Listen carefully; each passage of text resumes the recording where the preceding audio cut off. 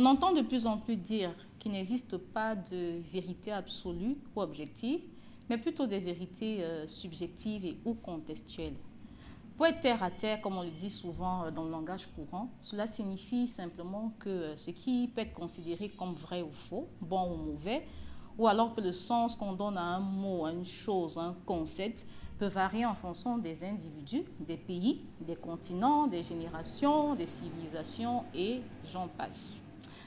Alors aujourd'hui, nous allons aborder avec vous, dans le cadre de ce podcast, une notion qui semble être à l'opposé du relativisme. En fait, nous allons aborder la notion de standard ou simplement la notion de la norme. Alors, c'est quoi le standard? C'est quoi la norme? Y a-t-il pour un mot le standard ou des standards, la norme ou des normes? Bref, autant de questions auxquelles nous allons apporter des essais de réponses. Alors, à tout de suite.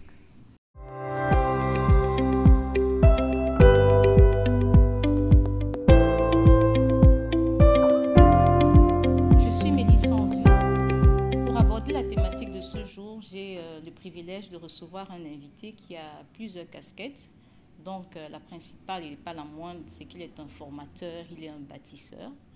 Nous allons lui donner le soin de compléter sa présentation. Alors, bonjour Monsieur Emmanuel. Bonjour Mélissa. Bienvenue. Merci, je suis content d'être là. Nous aussi, nous sommes contents de te recevoir.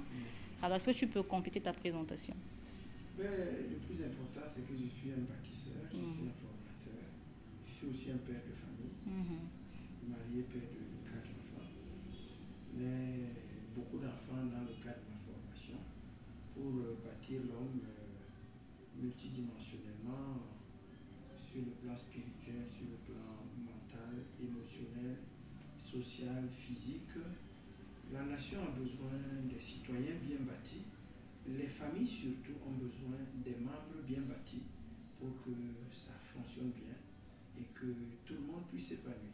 Voilà, justement, c'est parce que tu es un formateur justement que nous allons aborder la notion d'aujourd'hui, la notion de standard, la notion de normes. Alors, on va rapidement entrer dans le vif du sujet. Alors, je vais te demander quelle est la définition vraiment basique que tu donnes à la notion de standard. Oui, le standard ou la norme, on peut définir cela comme étant le repère, la référence, la vérité. On peut parler de ce qui est bon, contrairement à ce qui est mauvais. On peut parler de ce qui est vrai, comparativement à ce qui est faux. On peut parler du fondement, du bon fondement, à partir duquel on peut bâtir, bien bâtir et être sûr de réussir. Est-ce qu'on peut avoir des exemples? Par exemple, si nous prenons le cas de la température du corps humain, on sait qu'il y a le thermomètre. Le thermomètre nous permet de savoir que la température normale, la norme en matière de température, c'est le 37 degrés. Okay. Alors, quelqu'un peut avoir une température inférieure ou supérieure, mais à partir de 37, on sait si on a la température normale ou pas. Et donc, quand nous parlons de standard, on peut également prendre l'exemple de la tension artérielle dans le corps humain. Et puis, le tensiomètre nous permet de savoir si nous avons une tension normale, si nous sommes dans la norme et qu'on est en bonne santé, ou nous ne sommes pas dans la norme. Et dans ce cas, il faut se soigner. Donc, dans la vie, on a besoin de savoir qu'il y a un repère en tout. Tout comme il y a un thermomètre pour connaître sa température, il y a un tensiomètre pour connaître sa tension, il y a même un glucomètre pour connaître son taux de sucre. On a besoin d'un repère, on a besoin d'une référence, on a besoin du standard en toute chose pour connaître, pour savoir si on est dans le bon ou si on est en dehors du bon. Et si on est perdu ou si on est normal. Ok. Si je prends, tu as parlé de repères, tu as parlé également de références et tout par rapport à la norme. Est-ce qu'on peut avoir un faux repère alors? Je prends le cas d'une carte géographique. Mais justement, l'expérience, pas l'expérience, mais la science a finalement dévoilé de nos jours que beaucoup de cartes du monde sont fausses. Par rapport à l'Afrique, par exemple. L'Afrique est un grand continent qui peut absorber tout le monde entier. on représente souvent l'Afrique comme si elle avait la même superficie que l'Europe ou que l'Amérique. Donc, il y a beaucoup de faux repères dans le monde. Malheureusement, le monde est suffisamment malade pour donner des bons repères dans certains domaines très limités et réduits, et puis donner beaucoup de faux repères. Et donc, vanter même beaucoup de mensonges et faire la promotion de beaucoup de faux en beaucoup de choses pour détourner l'être humain, pour manipuler l'être humain, finalement pour exploiter et abuser des hommes. C'est pourquoi nous avons besoin de remettre la question de standard à la une pour que notre auditoire puisse comprendre qu'il y a une norme, il y a une référence, il y a du vrai en tout et il y a du faux aussi. D'accord. Et chaque fois s'interroger pour s'assurer qu'on est dans le vrai ou qu'on n'est pas dans le vrai. D'accord, donc ça veut dire en fait qu'on va parler de repères, le repère et pas des repères en fait. C'est-à-dire que pour être sûr qu'on se comprenne, je prends une notion basique comme la famille. Donc quand on parle de la famille, il y a la définition normale de la famille. Il n'y a pas des définitions de la famille. Oui, Mélissa, je suis content d'être un intellectuel. Ah bon? Oui. Pourquoi? Ça, franchement, je suis surpris de constater aujourd'hui des personnes parfois dont l'intelligence m'intéresse, pour ne pas dire m'impressionne, d'être si subjectif et de ne pas pouvoir rester rationnel ou objectif, cohérent, objectif, logique lorsqu'il s'agit par exemple des questions comme la famille. Il n'y a pas de famille africaine, de famille européenne, de famille américaine, de famille asiatique. Il y a d'abord la famille. D'accord. Et la famille a son standard. Ça veut dire que, comme nous parlons du standard ce soir, il faut trouver le standard en toutes choses, la norme en toutes choses, le vrai en toutes choses. D'accord. Donc, quand on parle donc de la famille, qu'est-ce qui est vrai au sujet de la famille? Ce n'est pas une question de subjectivité, ce n'est pas une question d'émotion, ce n'est pas relatif. Il y a une norme, il y a un standard en toutes choses. Et on a donc besoin de trouver en toutes choses, comme en matière de famille, ce qui relève du standard. D'accord. Et donc maintenant, quand on a ce standard, on peut donc naturellement, logiquement réfléchir et comparer si en Afrique, ce que nous appelons famille est le standard. Est la référence. Est la référence. Est le repère. Le repère, la norme. Est la norme. Et voir encore si en Europe, si ce qu'on appelle en Europe la famille est normale. Mais comment savoir ça, M. Emmanuel? Parce que, in fine, qui définit dans la norme? Parce que l'Africain va te dire que lui pense que sa définition de la famille, si on continue avec le concept de la famille, va te dire que lui pense que la famille a son sens. Non, mais Mélissa, c'est là le problème. C'est ça le problème. Il faut que, je ne sais pas, mais des émissions ou des diffusions comme celle-ci peuvent mettre au moins le problème sur la table. Exactement, c'est pour ça qu'on a abordé ce thème aujourd'hui. Être d'accord que la température normale du corps humain est de 37. Dans tous les continents, on accepte cela. Dans tous les continents, on accepte cela. Que la tension normale dans le corps humain est de 12/8 et le taux de sucre ainsi de suite. Et puis maintenant, quand on doit aborder la notion de famille, quelqu'un qui allait à l'école perd la raison. perd l'objectif. C'est faux ça. Mais c'est une absurdité. C'est une abomination. On ne peut pas être d'accord sur la température. On n'est pas d'accord. Lorsqu'on aborde la famille, on commence à dire des choses détournées. D'accord. Qui ne relèvent plus de la raison. L'objectivité, de la rationalité, mais plus de la subjectivité. Oui, donc quand on parle de famille, la famille a aussi son standard. D'accord. Et tout a son standard. Donc on peut parler de la famille, vraiment de tout, quoi. Du mariage. Le mariage a son standard. Quoi d'autre? La famille a son standard, l'argent a son standard, le travail même a son standard. Être enseignant, le mot père, le mot mère, toute profession a son standard.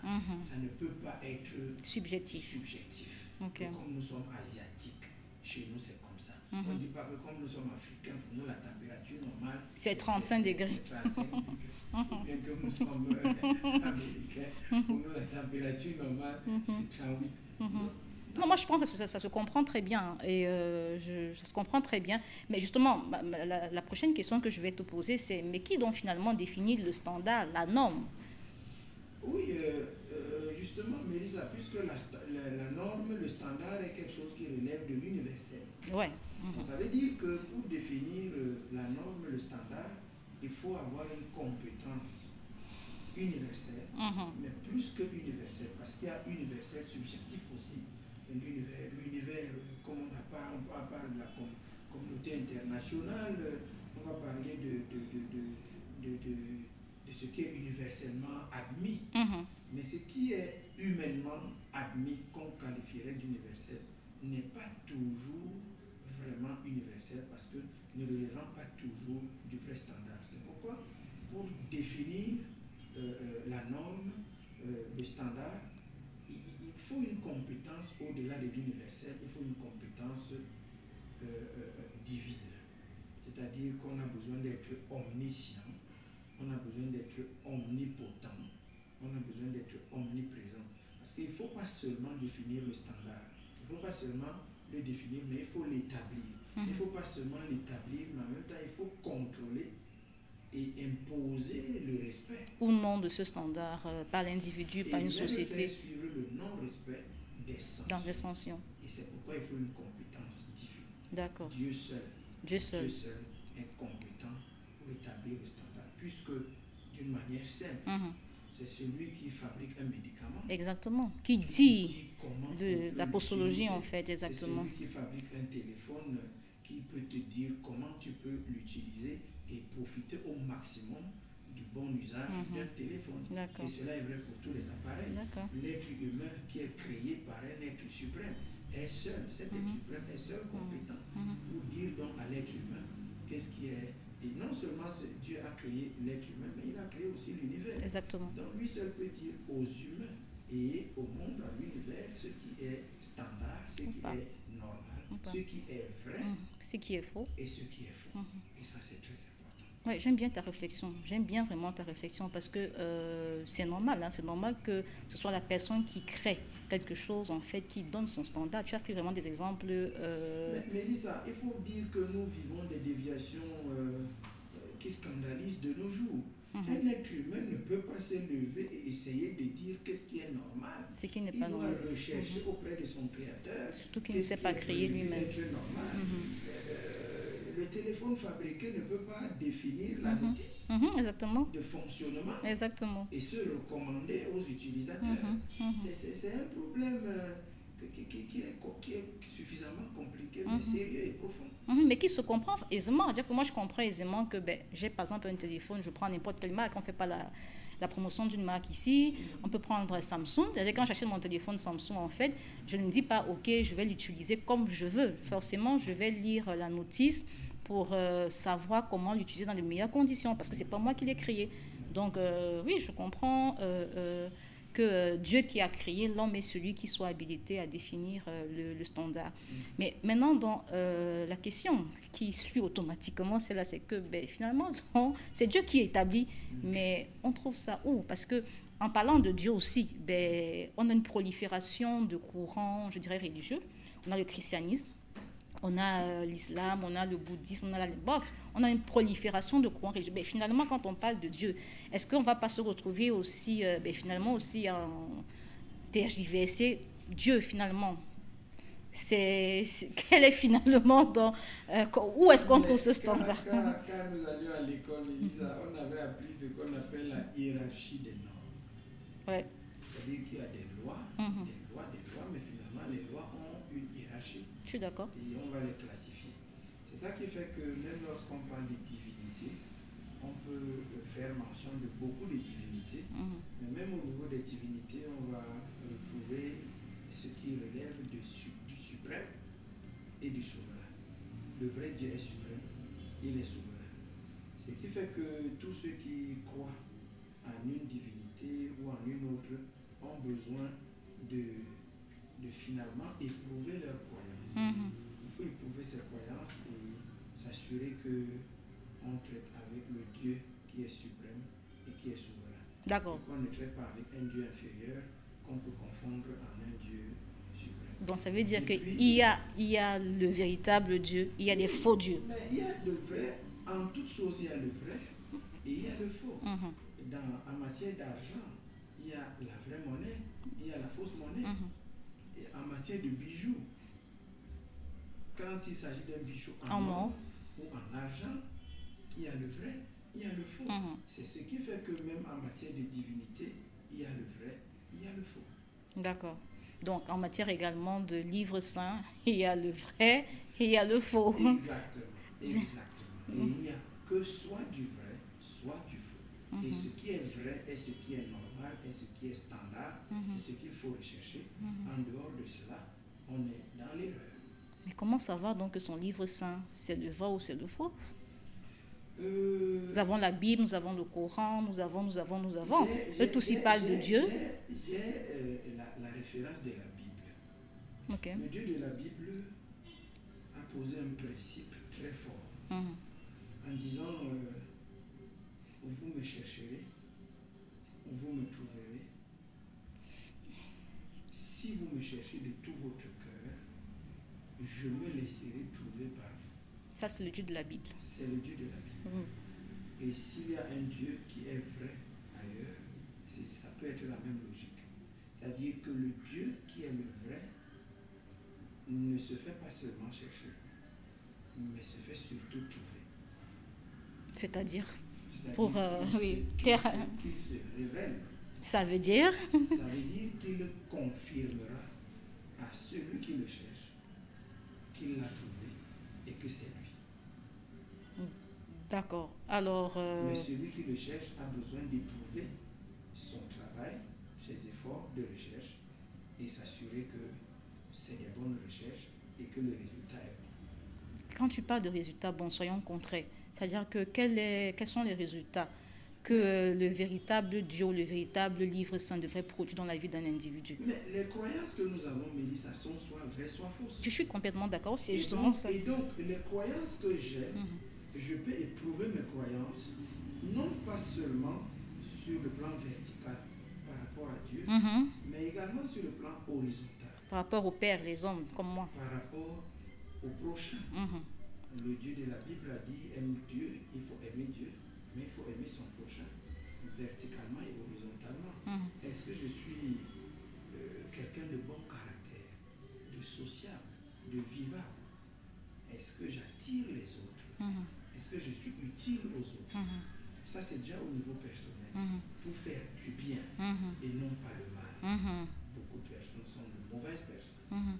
Maintenant, au-delà de mon caractère et de ma personne, je peux éprouver mes croyances au niveau de ma vie conjugale.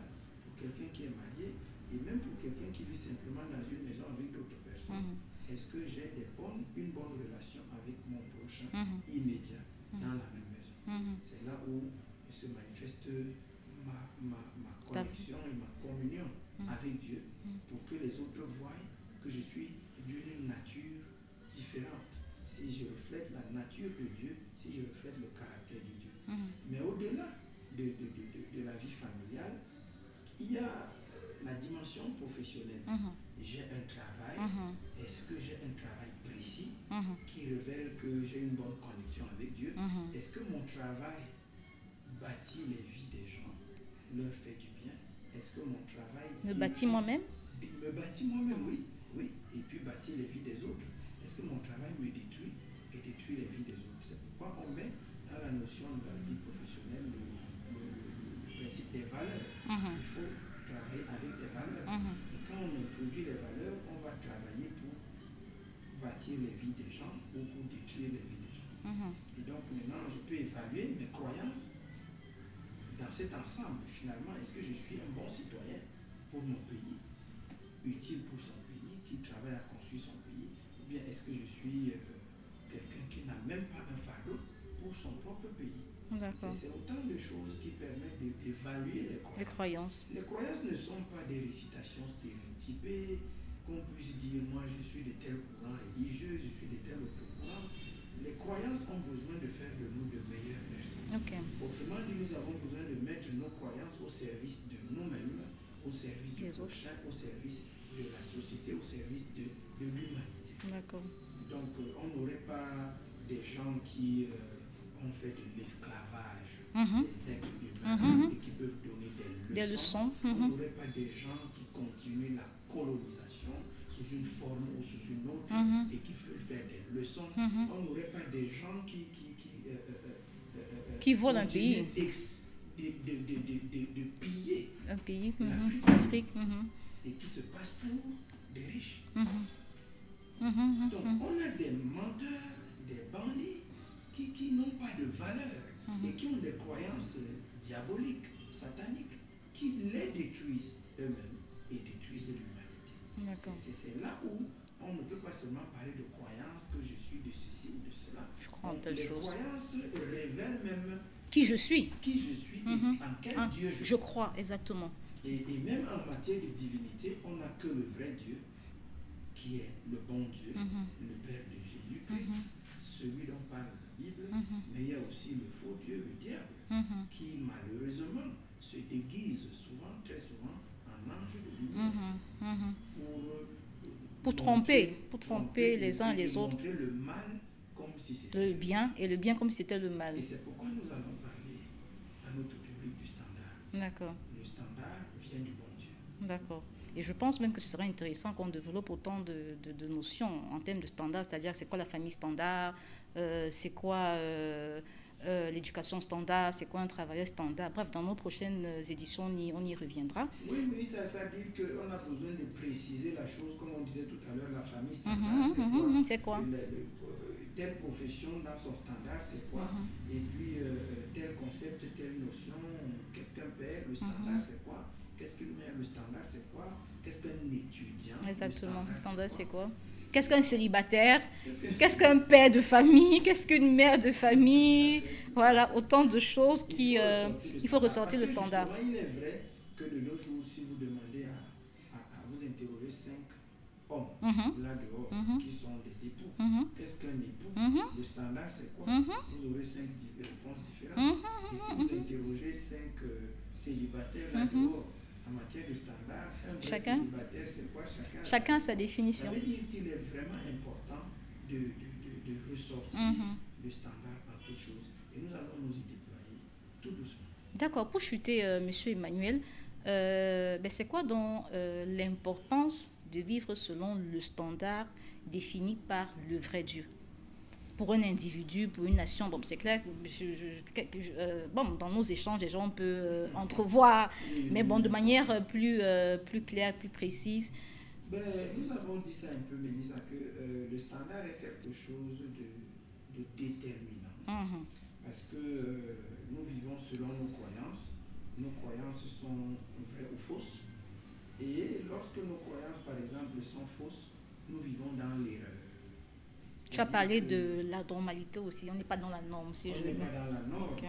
On est hors standard. On est anormal au lieu d'être normal. On est dans le faux au lieu d'être dans le vrai. Donc c'est un peu comme quelqu'un. J'aime bien l'exemple que tu as pris au début. En fait, tu as parlé de la température. Et si je n'ai pas 37 degrés, en fait, je n'ai pas la température normale. Je ne suis pas normal. Je ne suis pas normale. Je suis simplement pas normal. D'accord. Voilà. Donc il faut être dans la bonne température. Il faut être dans le vrai. Et quand on n'est pas dans le vrai, on est dans le faux. C'est ça aussi un problème dans le monde, qu'il n'est pas facile aux humains de comprendre l'importance de vivre la norme. Mais c'est ça, c'est le premier détail que nous ressortons, parce que en toute chose que nous faisons, nous sommes soit dans le vrai, soit dans le faux. Et très souvent, nous sommes dans le faux. Nous avons souvent pris l'illustration du 6 et du 9. C'est-à-dire que si on écrit un gros 6 là, quelqu'un qui est de l'autre côté va voir le 6, l'autre va voir le 9. Mais pendant qu'il voit le 9, il est sûr que c'est le 9. Cependant, il est dans l'erreur. Ce n'est pas le 9, c'est le 6. Le 6. Et donc, les gens vivent de cette manière au quotidien. Donc, on va à l'école. L'école, c'est quoi? La norme, c'est quoi? Le standard, c'est quoi? Et le monde donne facilement le faux, ce qui n'est pas standard. Ce qui n'est pas vrai. Ce qui n'est pas vrai. Et puis les hommes embrassent facilement ce qui est donné, présenté par le monde pour croire cela vrai et vivre finalement dans l'erreur. Dans l'erreur, dans le faux. Dans le faux. Et j'aime même souvent dire que si tu achètes une chaussure qui n'est pas vraie,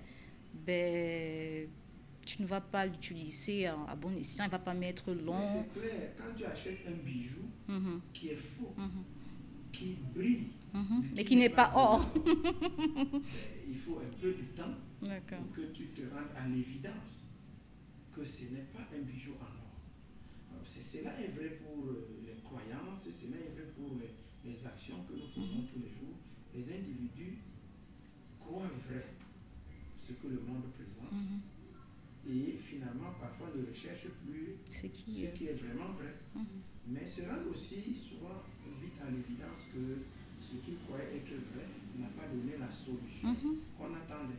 Mais le plus souvent, on se rend compte à l'aube ou à la fin de notre vie, parce que ce que tu dis vraiment, c'est pertinent. C'est-à-dire que si j'ai passé toute ma vie à vivre dans le faux, c'est peut-être ça qui justifie pourquoi de plus en plus on a du mal à être épanoui. On a du mal à être créatif. On cherche des solutions dans le faux. C'est assez grave. Il faut être dans le vrai pour s'épanouir. Il faut être dans le vrai mariage pour s'épanouir. Il faut être dans la vraie profession pour s'épanouir. Il faut être dans le vrai titre d'étudiant pour s'épanouir en tant qu'étudiant. Il faut être dans en toutes choses. Wow. Même en conduite, il faut être un chauffeur. Il faut être dans le standard pour s'épanouir derrière un volant. Donc, comme les gens sont dans le faux, voilà donc pourquoi il est important, déterminant, vital, d'être dans le vrai. Le standard en toutes choses et pouvoir vivre en conséquence. Oui, et pouvoir être heureux. Parce qu'en termes de bonheur, parce qu'en termes de bonheur, aujourd'hui, on parle il y a tellement de définitions qu'on donne au bonheur. Mais à la suite de notre échange, en fait, on comprend aisément qu'il y a le bonheur. Il y a qu'il y a une définition qu'on devrait donner au bonheur. Je trouve vraiment que la problématique, elle est vraiment assez intéressante. J'espère vraiment que nos spectateurs, comprennent l'importance d'un tel thème, parce que ça amène vraiment à la réflexion, à me remettre en question. Est-ce que depuis là, je vis selon ce qui est vrai? Parce que si je ne suis pas dans ce qui est vrai, je suis dans ce qui est faux. Mais Lisa, il faut que nos auditeurs se posent une question simple. Dans tout ce qui constitue ma vie, qu'est-ce qui est même vrai? Et il y a une autre question dans le même sens. Et si tout dans ma vie était faux? C'est faux. Wow. Ça permet de remettre tout en question. De réévaluer tout. Et de s'assurer donc par la suite qu'on est dans le vrai ou on n'est pas dans le vrai. Wow. Ok, vraiment. Ça veut dire que nos auditeurs peuvent nous poser des questions. Exactement. Inbox, dans les commentaires même, c'est-à-dire qu'on va les dire dans les commentaires et tout, et on pourra y apporter des réponses, des clarifications. Ok, vraiment, merci Monsieur Emmanuel, merci beaucoup. Merci aussi. Voilà, tout a été bien dit. Je crois qu'on a compris que le standard fait référence à la norme, le standard fait référence à ce qui est vrai, le standard fait référence à la lumière, à ce qui est droit, à ce qui est juste.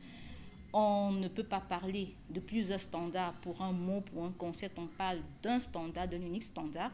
On a également démontré en fait que c'est Dieu qui est le créateur de l'homme qui définit le standard en toutes choses. On a montré en quoi c'est important pour un individu de vivre selon le standard. Alors, j'ai comme ça 2 citations en tête que j'aimerais vous laisser avant de partir. Il y a une qui dit que tout chemin mène à Rome. Et une autre qui dit « Je suis le chemin, je suis la vérité et je suis la vie ». Alors, vous êtes de quelle position? Dans les commentaires, prenez position. Posez-nous des questions, nous sommes là pour y répondre. Laissez un like si vous avez aimé. Et surtout, n'hésitez pas à vous abonner pour recevoir des notifications par rapport au prochain podcast que nous allons justement faire dans le sens de définir les standards en matière des différents concepts que nous allons aborder. Donc, nous espérons que vous avez été éclairés, édifiés, et nous vous disons à très bientôt.